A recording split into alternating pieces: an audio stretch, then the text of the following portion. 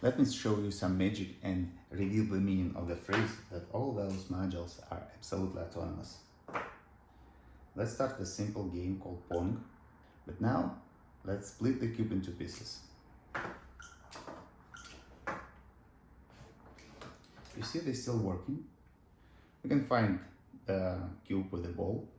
I can take any other of them, connect them and tilt. The operation system that we create from the scratch supports the integrity of the matrix of those small cubes. So theoretically, it doesn't matter how many of them.